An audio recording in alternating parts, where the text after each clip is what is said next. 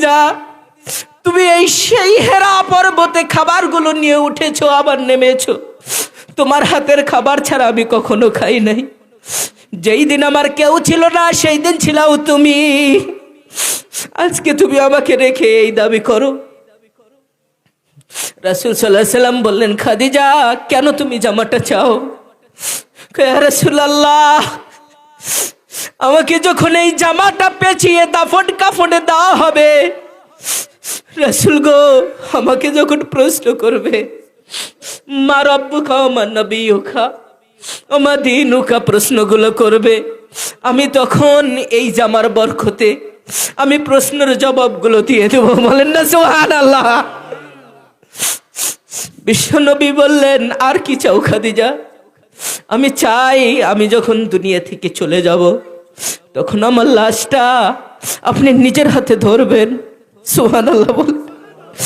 নিজের হাতে ধরে দো জাহানের নবী বিশ্ব নবী রাহমাতাল লিল আলামিনকে বলেন, প্যারা হাবিব, আপনি যখন লাশটা জমিনে নামাবেন, কবরে দাফন করবেন, আপনার এই পা মোবারক কবরের মধ্যে ঘুরতে থাকবে, আপনার পায়ের সাথে মাটিগুলো সংস্পর্শ হবে, মাটির সম্পর্ক হবে।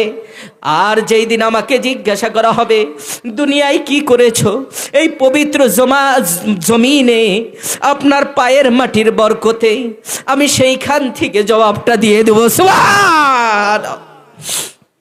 বিশ্বনবী অবাক হয়ে গেলেন, খাদিজা, আর কি চাও? ও প্রিয়তমা, তুমি কি চাও বলো। রাসূলুল্লাহ, আপনি যখন আমাকে দাফন করবেন, দাফনটা শেষ হয়ে গেল, আপনার জামাটা পরে দাফন করলেন, আপনি নিজের হাতে সেখানে কবরে বিচরণ করলেন, ওঠার পর আপনি যদি চলে যান, কবরের ভয়ঙ্কর রাজা এই পাশের মাটি ওই পাশের মাটি যখন চাপ দিবে, আমার এই পাজরের হাড়গুলো পাশ থেকে ও পাশে ঢুকে যাবে, কঠিন একটা আওয়াজ হবে, আর ভয়ঙ্কর ভয়ঙ্কর জীবজন্তুগুলো ছেদ করা হবে। হাবিব, এই ভয়ে তো আমি হয়তো ওই প্রশ্নের জবাব দিতে পারবো না। আমার অনুরোধ, আপনি কবরের পাশে বসে থাকবেন, আমাকে যতক্ষণ পর্যন্ত প্রশ্ন উত্তর না হবে ততক্ষণ পর্যন্ত আপনি এখানেই বসে থাকবেন। যদি না দিতে পারে আপনি জবাবটা দিয়ে দিবেন। সুবহানাল্লাহ। বিশ্বনবী বললেন, প্রিয়তমা, তুমি যা চেয়েছো আমি বিশ্বাসী, আল্লাহ তোমাকে জান্নাত নসিব করবে। সুবহানাল্লাহ বলেন।